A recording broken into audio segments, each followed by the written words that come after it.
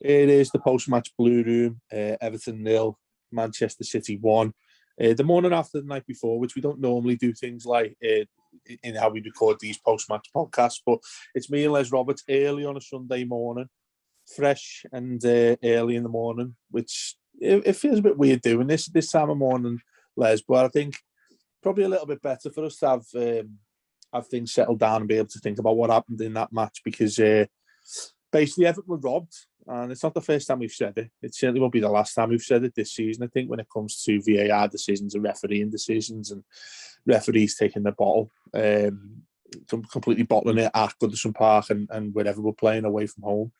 But Everton lost 1-0 to the Premier League champions, and a difficult one to take, Les, more than what I really expected, to be honest with you, because I have to be honest. I expected us to get hammered. I expected Man City to get 3, 4, 5.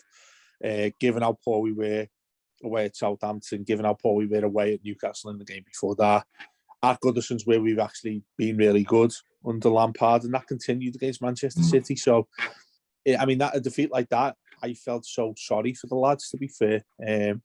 We'll talk a little bit more in detail about the goal we conceded and the ridiculous lack of penalty given at the end. But what were you feeling sort of walking away from Goodison last night after that? It was annoying because of the way it happened. As you said, we'll talk about the non-penalty and the goal, because both were ridiculous.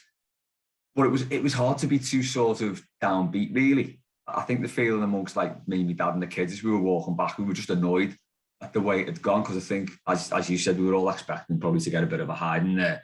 After them getting beat against Tottenham, you think City don't really get beat twice on the bounce. I thought there would have been a reaction from them. But again, we came out the traps flying, and it's we've been saying this for years, haven't we? It makes such a difference when the team comes out and starts on the front foot. Yeah. Because the crowd are up for it anyway at the start, and it keeps that momentum going. So the crowd and the players feed off each other if they go at it on the front foot. I thought for the first half, I thought overall we were the better side. Came out second half, and I think controlled the game for a good half an hour solidly. We were really struggling to get out of our box, out of our half. Donny van de Beek going off didn't really help matters, because I thought he was brilliant in the middle with Decore and Allen. That looks like a proper midfield three that we've been crying out for. But yeah, I think first half, we went in at 0-0. We were by no means hanging on. We carved out a couple of decent chances. Anthony Gordon's free kick, God, I thought that was in. We all jumped up and nearly went through the roof in the park. Yeah, thought it was in. But yeah, it wasn't just like we held on or held our own. We properly for them, and I think we caught them out a bit, really, because I don't think they were expecting that. And I think Lampard said, Lampard's interview after the game was brilliant, by the way. Yeah, he kept his calm head on himself and just called out everything as it was. But he was saying himself, you've got to look at the positives in that. And he's even sort of tempering people's expectations by saying, look, do you know what? We could be in the bottom three next week, because we could, but let's not panic, because that level of performance we put in yesterday, that's what they're capable of. The problem is us doing it 2 games on the spin, because, you can't get 2 good performances out of most of the players. You can't get 2 good performances out of this team on the bounce of teams, but they're really going to have to now. They've set themselves a level there. And if we can use that team, there's no reason why we can't go down to Spurs and have a good go with them. Because, they're in some weird form, aren't they? Beating City, getting beat by Burnley.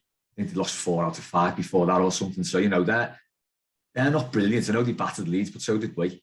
It's I don't think we've got anything to be scared of down there. We just got to sort of, play our own game like we did yesterday, handle them like that. But yeah, I think the players have set themselves a baseline there. Now it's look, at least at home, this is what we expect from you, and you can do it. And I think that's what we've got to really take from yesterday. I think that's the way I'm looking at it now. It's definitely helped sleeping on it. I haven't woken up in a bad mood, which is always a good sign, because I normally do.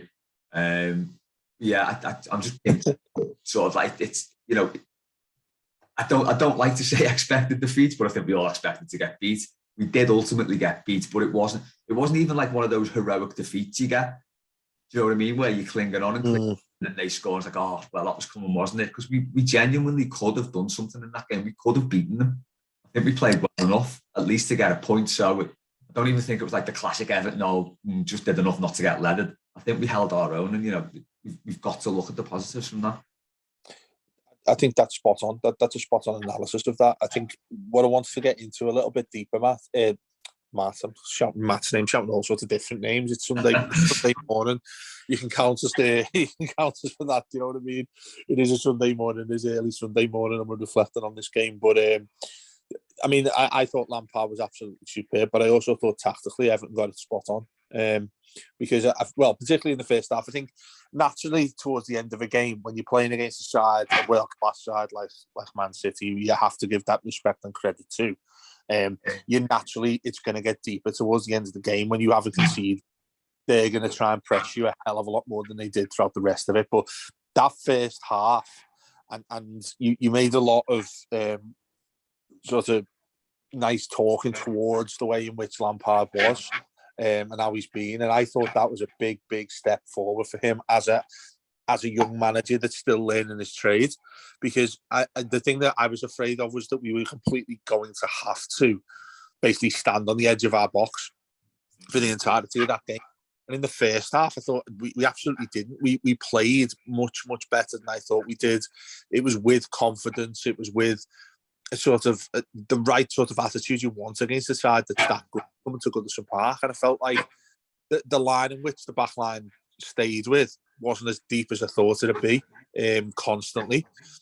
And that midfield, I think that's probably the key thing that I'm waking up much more positive about than anything else, was there were enough blueprints there in that midfield for me to think, you know what, if we stick with that, we'll be fine here.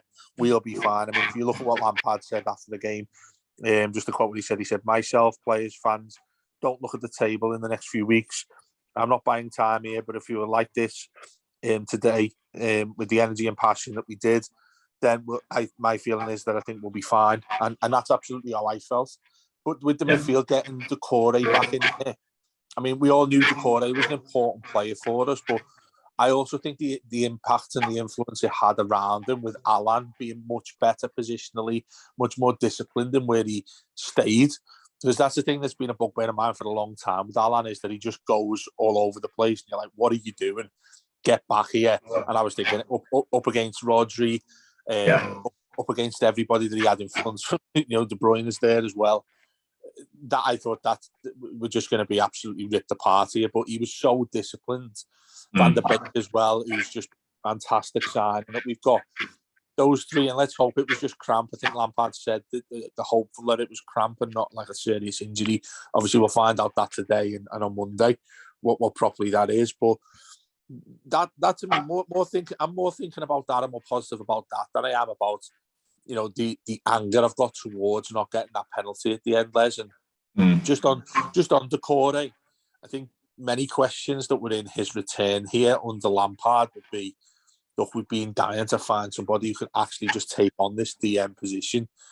I think he's not a DM in the slightest, but he knows how to move properly in and around that position when he's needed to against a team that's going to have more possession. Yeah, I think the good thing we've got with that three as well is that they can all fit in that defensive midfield thing. So they can change and they can all break forward. So as you say, I mean, Alan was unbelievable yesterday. I think that's possibly the best I've seen him play. He was everywhere, but without, like you said, recklessly being everywhere. He was always in the right place to pick it up, and his passing was sound and everything yesterday. So you do kind of think though that's a proper midfield three now. So all being well and Van der Beek's not injured, we can use that for the league games at least for the rest of this season. But it feels like we've been crying out for this for ages, haven't we? Yeah. Lampard comes in and he's playing two in the midfield again, and we're like, look, this isn't enough. But it seems like I don't know if he's been waiting for this, and now he has got the three that he wants. That's what we're going with. But another thing with this game is as well, we're still playing with a makeshift back line. I thought I don't really think you can blame Michael Keane for the goal. He was wrong-footed, but it was just dead weird. It was a really weird deflection off Mason Holgate. But I thought overall, Keane and Holgate were good again. He weren't doing anything fancy. They were getting rid of it when they needed to, heading it clear when they needed to, just doing the basics. John Joe Kenny was great at left back again. Seamus Coleman was great at right back again, which I really didn't expect. Because when you see those two teams lining up, you think this defence is going to get rinsed here today. But they were both, the whole backline was really good for the whole game. The midfield protected them well. The midfield broke quickly. And I thought Richarlison was absolutely outstanding yesterday. Everywhere. He gave the back two absolutely dreadful afternoon there because he just did not stop. The lad was dead on his feet, and I just thought it was a great performance. His hold-up play was superb because he was getting it a lot of the time on his own and just having to keep hold of the ball while people caught up with him. And he did it brilliantly. And it just was one of those all-round, dead good team performances, which is what you need against a team like City. So it is frustrating that ultimately it just comes out, yeah, we've been beat by City again. That's the result. But, you know, we've got to look further than that and say that is a massive, massive leap for this team, especially when you think, like, you know, where we've been this season. You said before, Lampard saying about he's not buying time. I don't think he needs to buy time. No. Even if the worst should happen and we do go down, we've got to stick with him because you can see what he's trying to do. And he has achieved pretty much what I thought was the impossible this season. And he's united everyone at the ground and the fan base. Basically, he's got everyone on the same page now because he's coming out. He's saying the right things, but they're not just like platitudes. He's just a dead level-headed fella by the look of it. And he comes out, he doesn't give you any shit. He just says it how it is. And obviously, we've yet to see, you know, if we do go on a bad run or something, because that's when managers tend to lose their head and start. Isn't it? So we don't know yet. But so far, so good. You know, he's coming out. He's saying things how it is, and you can see what he's trying to do. I think yesterday as well, Ashley Cole got booked, didn't he? Yeah, did. Yeah, he got booked. You know, you've got that backroom staff who, you know, the players were surrounding the referee at times yesterday, our players, which they don't do. Normally, so you've got the backroom staff who are getting involved as well, to the point where they're getting a booking. It's like they are building up this sort of a bit of character about the teams now. Because, you know, Ashley Cole and Frank Lampard, they're just winners, aren't they? They know what to do. They know how to handle a game. You know, when you're not getting the decisions, because they've been there with, like, you know, Chelsea, you know, that's those Chelsea teams they were in. They've won everything. They know how to handle referees and what you need to do to get in the faces. And it seems like hopefully that's rubbing off on the team, because that was it. That whole performance, everything about it yesterday was just, it was so different to anything we've had this season. And I just, like, you know, I don't want to start thinking back to Benitez all the time because I've got PTSD about it anyway. But I think if he was manager yesterday, we'd have got walloped there, because he would have sat back. It would have been like the derby, and you know we can't afford to do that. Yeah, I think Les, the sort of thing that I was looking at was, like, if you're ever going to lose a game in such an unfortunate circumstance, then I'd still feel not, well, happy, but content with the performance and sort of using that as some way to kick forward when it comes on to the next game we've got. Then that was probably the only way it was ever going to happen, and it did. And that's why I'm more obviously not happy whatsoever with the result, because we should have drawn the game. I thought it was as nailed on the draw that you're ever going to see, really. You know, I think City were very, very fortunate to get away from Goodison with 3 points, and I didn't think we'd be sitting here saying that after a match against them, Les. And you know, the thing that made me feel much more, I don't know, better, I think it's just this basic word to use, feel better about losing that game than I did with that appalling performance against Southampton. Was there was a togetherness with those players, and that's something that we've been crying to see all season long. Yes, you get the sort of honeymoon type of thing with Lampard, and you know the two that he won at Goodison and all that sort of thing. We're very much fans behind them. It's more of a much more traditional Goodison Park than what we've seen in those games. This one was very different because of the type of opposition we had. Yet I've still come away from it feeling much more positive than I ever thought I would do. And yeah, I mean, he's got. I think he's got a team in there now who are well behind him, and I think you do have to mention the Benitez thing in here, because if you told me, say 4 weeks ago before Lampard came to Goodison, that we were ever going to look like this and feel like this and have a team that was sort of fighting for each other and the fans and the fans and the club were as one.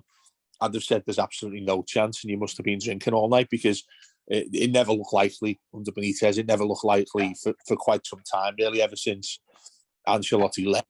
That feeling around the club, I thought that's why we are really in the mire this season when you look at the league table and things like that. But it makes me feel less scary than I was before the game, even though we've lost. I know that's really weird, and I hope people who are listening to this get what we mean by that, and I hope they feel like that. And also, I think in years gone by, we've also seen a Goodison Park that is often at its best when Everton fans and Everton players are angry. And it's a shame that penalty that wasn't given to us didn't happen half an hour earlier, because I could almost guarantee that we get a result out of that game, because it was that. Dare I say it, going back to the Moyes years, it always used to feel like that again, like exactly Manchester City. We used to have City away, City at home. Moyes would get a 1-over against them because he had that mentality where we got so. It just seemed to happen naturally that Everton get something out of a game like that. So it's a shame it happened so late on, and the way in which it came about. But I thought going back to the goal, I think we do have to mention it with Keane initially. I was fuming with him when I saw it. I haven't watched it back. I'm sort of twixt in between. It's his fault and it's not, because the deflection. Yeah, you can't account for that. No one can tell you that the ball is going to go in a different direction because it's hit somebody right in front. Yeah, especially given that Keane. And I'm trying to be nice when I say this. He's not the most mobile of centre halves, is he? No. He's a big boy, and he's planted everything onto his left foot, and then when that ball comes in, it's his right foot. He has to sort of just basically throw something at the ball so he hits it, and he does. And unfortunately, Foden's there, and he slots, and that I do feel sorry for him. But I don't know. It'd be interesting to get the take of somebody who's like being a professional centre half. What they do in that position is sort of still stay on their toes. I don't think he was fully on his toes, and that's where it's happened. And it's so unfortunate. But he should really be on his toes. I think that'd be the difference between a Premier League defender that's at the top of his game, i.e., one that you look at. That City have got in Laporte or someone like that, and properly be on the toes there to deal with that, versus somebody like Keane, who is, you know what you're going to get from him. He's aerially, he's generally fine. He generally wins most things in the air, but it's on his feet where he lacks passing ability, and his running ability, obviously, are the things to be desired. So that's ultimately why it's happened. So yeah, I mean, I probably do apologise to the lads, because at the time I was absolutely fuming with him. When I've watched it back, he deserves a little bit of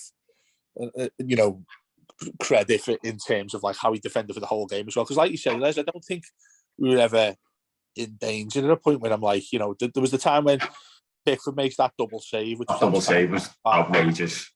Absolutely brilliant. So good. But other than that, I'm not looking at that game thinking City are through on goal here all the time. City have got one-on-ones, and we're very much back against the wall. I think I've seen many people on Twitter saying, oh, we dropped far too deep. Why are we dropping so deep? It's just the way football works.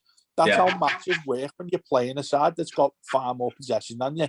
You just drop deep. It's naturally when you're 1-0 up, 2-0 up in games. Every team drops off a little bit because everyone's getting tired towards it. Well, you put a hell of a lot of hard work in there. It's just that's just the law of averages, the way things happen. Like you can't say to Lampard or Paul Clement or anyone else in there, Ashley Cole, whenever you've played football, you've won the Champions League, you've won every trophy in the game. You can't tell me that they are going to ever say to the teammates, "Look, lads, don't be stepping back." It's just that's how it happens. Yeah, every game ebbs and flows, don't it, like that? Exactly right. So, I mean, I'm not having that to be sort of, to hit any of the players on with that sort of blame, because it's just the way things happen with it. And I thought there were a lot of people in that team, there were a lot of people in that 11 who grew a hell of a lot yesterday. One of them I want to talk about, Les, as well, is Anthony Gordon. because to me, he looks like he's going to be such a top class player, and the fact that we're able to talk about him with such praise, given how poor we've been this season, won 6 games in 24, we've won. He's been involved in most of them, and every single one of them he's come away from. I've very, very rarely, if maybe once or twice, thought this lad deserved a hell of a lot more from that game, because he's basically dragged the team at times. When he's got the ball, when he's got involved with Richarlison, when Calvert-Lewin's been fit, all of those different games where we've actually taken out points from them, he's generally been the man that's been involved in every single part of that. Yeah. And he just turned 20 now, hasn't he?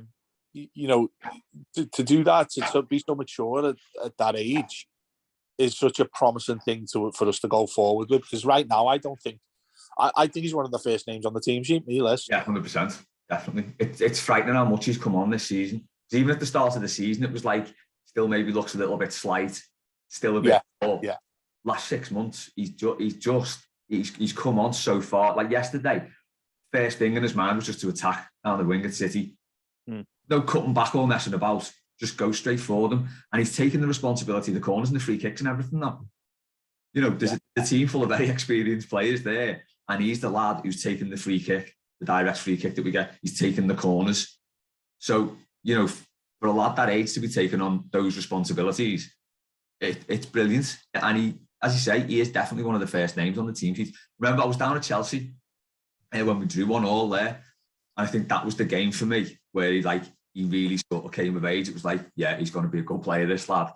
And the whole away end was chanting his name, and the look on his face at the end of the game was just an absolute delight. He was so made up. And I think probably something in himself thought then, do you know what? I'm going to do all right here.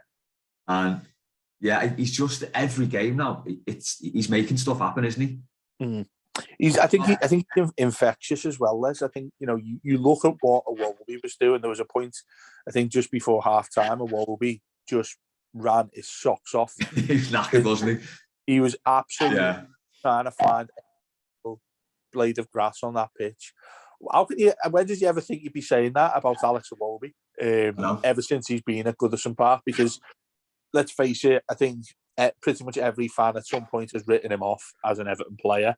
Well, maybe not an Everton player, because we tend to keep players for far too long, don't we? When we don't want them any longer, that's been one of the main problems we've had in terms of recruitment and getting rid of players and stuff like that, the deadwood and all that sort of thing. But I'll tell you something, what I've seen from him recently, particularly what I've seen from him at Goodison under Lampard, has been really, really impressive, and I do doff my hat to him, because it is a lad. I think he's probably suffered a hell of a lot in terms of the attitude he's had from us as fans, from all over the place. Really, particularly when he was back at Arsenal as well, they ripped him apart a bit, and he's shown a hell of a lot, I think, in the last couple of weeks. That I'm more than happy to have him as part of this squad.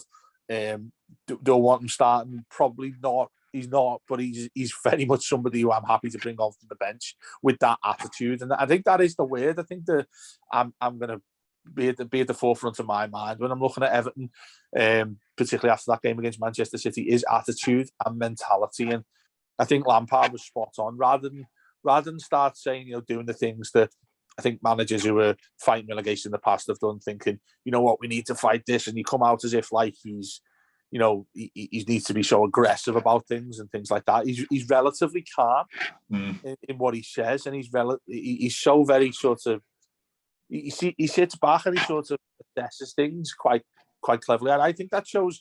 If you didn't know, he was in his early 40s, and this is sort of only his basically his first proper full-time Premier League job that he's not had since Chelsea, and he was obviously at Derby as well. You look at his career. Very young career as a manager, that you wouldn't know of, would you, if you weren't told it or if you didn't know it?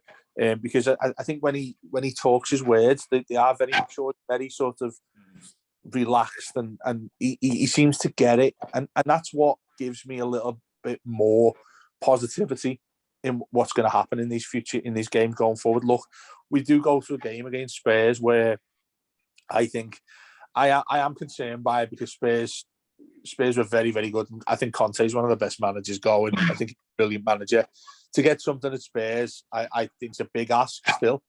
Even though, and we've obviously got the FA Cup game just before that too as well, which, remarkably gets us a quarter-final in the FA Cup if we beat it, which we should do. We should win that game. Be interesting to see what lineup he goes with in that, and obviously we'll assess that on the Blue Room in the days to come. But when you look at that Spurs game, there's no reason to fear Everton going down there. I just think that Spurs probably got themselves sorted against Leeds, and it's Leeds I want to talk about a little bit. To be honest with you, Les, because if you look at that table, which I know Lampard's told us not to, and he's absolutely right in that attitude, but if you look at the Premier League table, yes, we are just above the drop zone now. We're in 17th position. But when you look at the games in hand, we've got all of a sudden now, you look at it, we played the same amount of games as Burnley. They'll have played the game more than us this week because I think they've got Leicester at home. Obviously, we'll all be watching that and seeing how that goes. But you look at Brentford, Leeds, even you go as far up in that list to Crystal Palace, who, ironically, if we were to win our games in hand, I think we have 3 games in hand, and then we'd actually go above Crystal Palace with the games in hand. The table looks so much more different and open than I thought it would be, despite the fact we've just suffered from another defeat. Yeah, it's the thing with the table is, and you can see why Lampard's saying don't look at it, is because the optics aren't good. I mean, even if we do drop to 18th, which we could do, because Leicester are terrible this season, so there's no reason why Burnley can't beat them and drop us into the relegation zone. Even though we've got those games in hand, it doesn't look good, does it? It's like, it does make you nervous because you're actually in the drop zone then, which I don't think we've been in for a couple of years. But this feels more real than at any point since the 90s, I think. I think the real danger is still there. Performances like yesterday and the home performances so far definitely given us some hope that, they're not as bad as they have been. Because, I mean, said earlier in the season, there's no way this squad should be anywhere near the relegation zone. It just shouldn't be, because it's a decent enough squad to be mid-table. It was just appallingly managed for the first 4 months of the season. But the good thing is, we've still got time to turn it around. It's still in our hands. I know we're looking at other people's results, but it is still ultimately up to us. We can dig ourselves out of it. It's when you're having to rely on other results, that's when it's really nervous. And thankfully, we've not come to that yet, and hopefully we won't.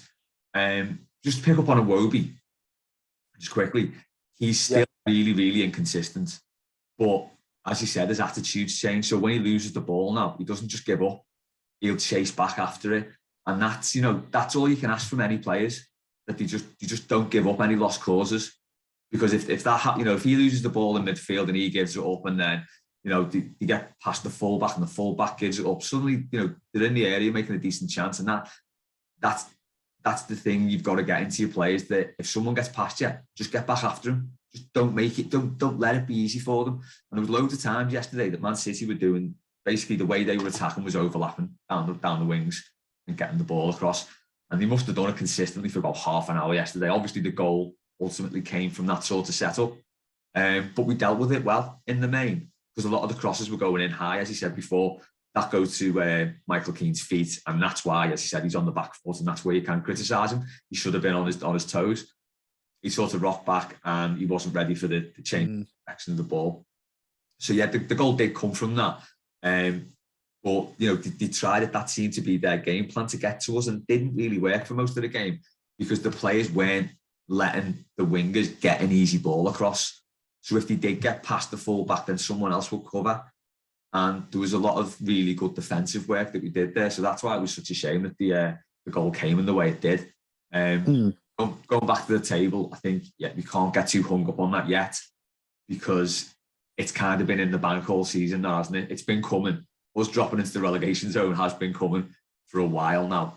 And we knew with this run of games we've got, with City at home, Tottenham away, it was always going to be tough. And there was a possibility that we could drop into 17th. So yeah, it's just to roll out an old cliche. It's just one of those, take every game as it comes now, isn't it? And that's all we can do. Absolutely right. I mean, we have that. I think we have back-to-back home games after this one against Spurs, and it's going to be is it Newcastle and Wolves and Newcastle? I think, in it. Wolves and Newcastle. I mean, that Newcastle one's going to be huge, but I think not thinking too far ahead here, because if we get something from Spurs, I think that's going to be a really good result if we go there and get something from them. But also Spurs, they've got their own predicament going on at the top half of the league in terms of their battle for the top four. But with us, Newcastle at home, Wolves have been really good this season too. They're two games that I'm looking at thinking we should be getting 6. I say should be is the wrong type of term really, but I'm much more hopeful about us getting 6 points from them than I am against Spurs away, and certainly against that game last night as well. But I think that the sort of final thing we have to talk about is sort of end it on the controversy. I say it's not even controversial, is it? The controversy over it was the fact that the referees were so incompetent in not rewarding Everton a penalty, not rewarding that ridiculous handball by Rodri. You're at the park end, aren't you? I mean, did you see was it as blatant as it was? What, you're about 100 yards away? Was it as blatant as it was on TV on the other end of the ground as well? The first we saw about it was the entire street end stood up and shouted for it. So you know when you're in the ground when there's a real appeal for something and there's a half-arsed one. So sometimes the height of the shout, isn't it? When someone screams, like when you hear that, and people will know what I mean here, hopefully, when I talk about this, but when you're in a ground and you hear a handball shout, there's a handball shout when half-hearted ones, you know what I mean? A half-assed, handball. But when everyone, man, woman, and child is on their toes screaming handball, it was literally the entire is a penalty. Yeah, that's what it was. So as soon as we saw that, we were like, something's definitely gone on there, because the shout was like it was so loud and it was everyone, and that shows how obvious it was to because anyone looking from the street end sees his arm move across and just sees it's blatantly handball. So that was it's his movement, isn't it, Les, that gets me? When I first seen him move, I was like, what's he doing there? Because he didn't really have anyone near him. And I've seen the replay of it. It's ultimately the spin of it that gets it towards his arm. But I was like, why on earth is he going at it like that anyway? He could have literally just let it drop. Yeah. He didn't have to do that. And it was just so like, it didn't feel like a natural movement where he puts his arm up. It's that type of thing. You see it a lot of the time, I think. You certainly see it. You'll see it a lot in sort of Sunday League footy. Is that sort of... young people and all, young players, young people who get involved in football, you try and do that thing with your actual shoulder, the very corner of your shoulder. Yeah, to knock it down. Sort of knock it to somebody. Do you know what I mean? It's even like a skill when you sort of having a laugh with the footy. You know what I mean? You try and take the piss when you're doing keep ups or whatever. You do that thing where you sort of very much alter your shoulder so it knocks the ball to it somewhere. It looks like he was trying to do that, but it goes further down his shoulder and onto his arm. It's so blatant. It's just it makes you feel quite sick when you watch it, really. And also when you think about the predicaments, hopefully that it doesn't come to bear fruit. What's going to happen? In affecting Everton in such a negative way. But for that then to go to the VAR and look, we're back talking about this once again with this VAR system. And it's our friend Kavanagh, isn't it? Who's doing it at Stoltly Park, and you're like, how is he not given that? And then secondly, why is he not giving it to Tierney to go and look at and assess? And then they've started trying to get away with it by saying it was down to an offside, which we then find out since then that they've decided was not actually the case. There was no offside, and when the TV replayed it, there was no offside. Richarlison was nowhere near offside. It was ultimately pure incompetence from a refereeing committee. And right now, the VAR is actually being their enemy. Because in the past, when those decisions happened before VAR came along, you're basically saying, how's the referee not giving that? And you're all sitting in the boozer fuming with the referee. But the fact that they see it again and can watch it as many times as they like to change the decision and then still don't, makes them look even worse. Yeah, but I don't think it's doing referees much good because they're on it now. So Lampard said after the game, he accepts the fact that the referee wasn't in the best position to see it, so we couldn't see it. My issue with that is the referee should be in the right position to see it. Because they know they've got VAR to fall back on now. They're not making big calls when they used to. And the referee's position is poor. That if he can't see him handballing it that blatantly, because as he said, it wasn't, if he's if he's standing there and his arms are slightly out from his side and it hits his arm, then it's like, okay, there may be a little bit of interpretation there. Was his arm in an unnatural position? He moves his arm to hit the ball. It's as clear a penalty decision as you can get. So I think the referee was a bit shit there because his positioning, he should have seen it in the first place, but he didn't. And that's why we've got VAR. For him, for Kavanagh to then look at that for 2 minutes and say, nah, there's insufficient evidence to say that it was a penalty. And, they're bringing out this sleeve thing again. They've complicated a really simple rule. It hits your arm, it's handball. But now they're saying, oh, maybe it was a bit on the sleeve, maybe it was a bit on his arm. You look at the replays, it's mainly on his arm. So that's not even an argument.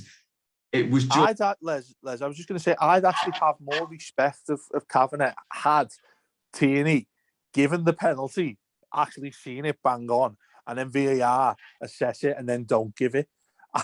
I'd actually have more respect for the man then, but for him to bottle it completely so pathetically and then start talking about a potential offside as well, that's even worse.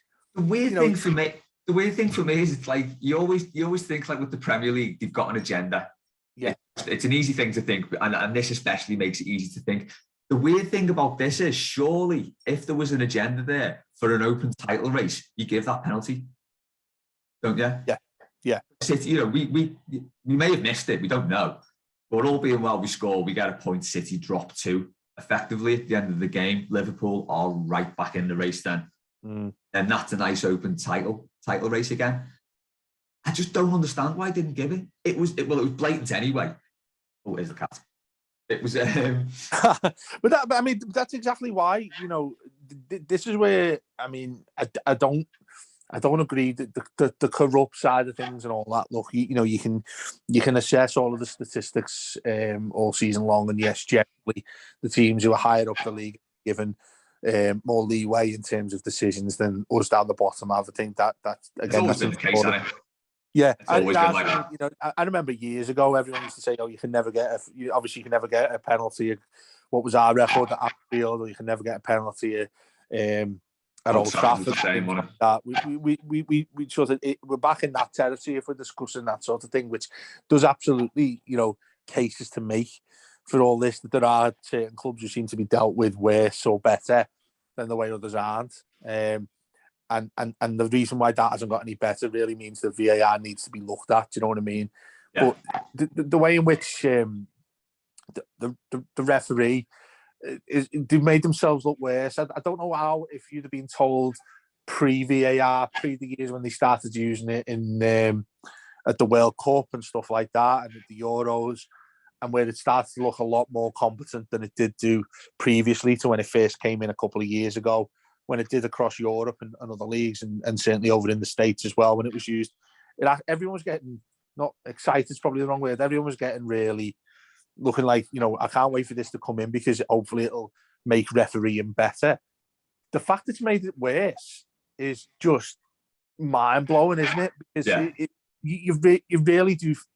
If someone said to you, 3 years ago was it when it came in? If someone said to you 3 years ago and said, "Oh, okay, so when a referee makes a decision, there's still going to be a constant group of referees, by the way, not just one, who are sitting and watching this game, who can reassess it, watch replays of this, and then tell him that he's made the wrong decision, or tell him to go and check on it because they think he's made the wrong decision, to still get it wrong." That's like, I can't think of any way that makes them seem more ridiculous than they actually do right now. No, it's actually mind-blowing how much they've messed it up. Yeah. Because and also now, to make it dead easy. Yeah, I mean, we're in the position now, Les, where we're at the business end of this, moving towards the business end of the season now, where, it makes me think back to what happened at Bolton, when Bolton ended up going down on goal difference against ourselves, and we all know what happens in those years where we've been fighting relegations. I'm sitting there thinking, hang on, one's gone against us here now, and it went for us one time with the Bolton one and stuff like that, and I'm thinking, no, please don't make this be the one that that we have to pay for, and somehow the gods of football are looking at us thinking, yeah, it's time for Everton to go. I'm hoping that we don't see any more of this sort of shit. No. And I know so many know so many managers often say, the old saying used to be, it usually balances itself out. I'm not so sure that's the case when you've got VAR involved in football anymore. But to sort of to finish us off here, when hopefully everyone's having a nice relaxed Sunday if they've listened to us, our dulcet tones, and you'd probably be feeling a hell of a lot more angry now that we've just gone through the VAR situation. Just to add to it quickly, Dave. Yeah, go on. Just about Kavanagh. So that's Man United, the offside, when we should have won the game. Oh, was that when Sigurdsson was on the floor? Yeah, that was the last game before lockdown. Then he sent Ancelotti off straight afterwards when he didn't have any need to because he wasn't mouthing off at him. Then he was in charge of the Spurs game this season when we didn't get that penalty, which he actually gave, and then it got overruled by VAR. And now this. Yeah. I think he needs to go on Clattenburg's banned list, doesn't he? Do you know what? I need to make a confession here, because I don't know if everyone remembers it, but when we lost the derby at Anfield, when Pickford makes the mistake with I don't need to mention anymore. That I remember coming away from that game, and I was talking to people after it, and I think on one of our podcasts, if anyone's sad enough to go back through that list, I was saying, do you know what? I was pleasantly surprised with how good the referee was, and I'm certain it was him. I'm almost certain it was him, saying, that's a really good referee. And it was quite fair the way it was refereed. And I had people around me, blues and reds, saying, yeah, I suppose you're right there, do you know what I mean? Because normally you're moaning about the ref after the derby. It's the first thing that happens most of the time. And I was like, it seems like a decent referee. Could I have been more wrong? Could I literally, thinking like I'm Chandler or Friends here, could I have been any more wrong, or Joey? It's mind-blowing how they've turned out, and how on earth Everton come away with not having a penalty. Look, like you say, we might not have scored it, but to have been denied the chance, it makes you feel even worse, really. Do you know what I mean? And it's another one that you sort of hope, and they're probably just completely ignoring it now, but you hope that the FA, the PMOL, all of those guys, Mike Riley, who's in charge, I'm going to look at that. I'll be interested to see what comes from it in all of the big pundit programs coming up over the next couple of days, and Dimmock Gallagher on Sky and all that sort of thing with Sue Smith on Monday. Be interesting to see what they go through after that. But in terms of ourselves, I know we've spoken about it, but I think Lampard's spot on. Try not to look at the table. Try more to focus on, I think, what the 80% of what we've spoken about in this podcast is how positive Everton were, how good Everton were against Manchester City, because results will take care of themselves if Everton continue to play like that and conduct themselves like that. I'm like Frank Lampard. I think we all are.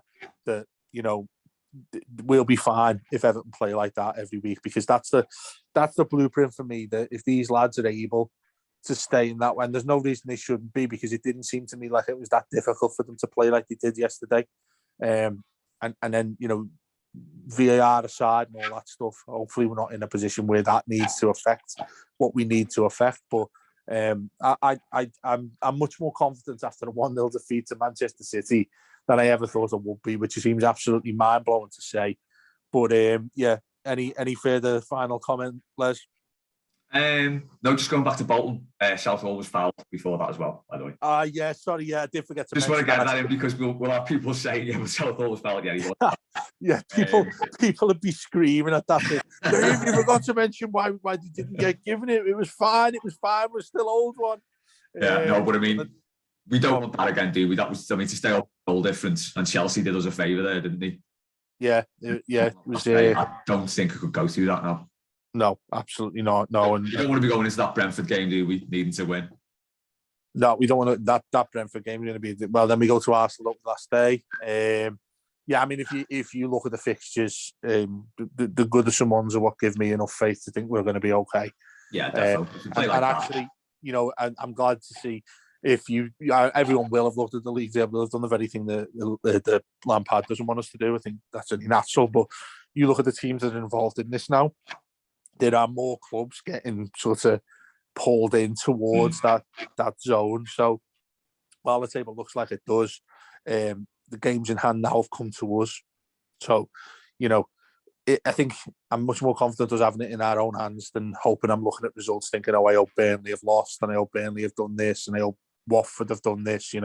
We have to go to them as well. I have no fear of going to Watford again if we play like that. So I think the team talks pretty straightforward for Lampard. Certainly next week at Spurs. Let's deal with Boreham Wood first. Let's get a good feeling going to a quarter-final, hopefully, in the FA Cup. And there's a much brighter horizon right around the corner for us all. But, thanks to Les. Thanks to Mosey, who hasn't bothered turning up because he's been out on the lash last night.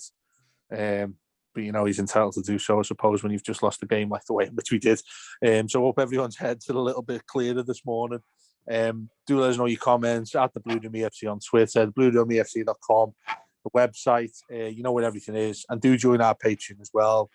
Obviously, we have shows every single day.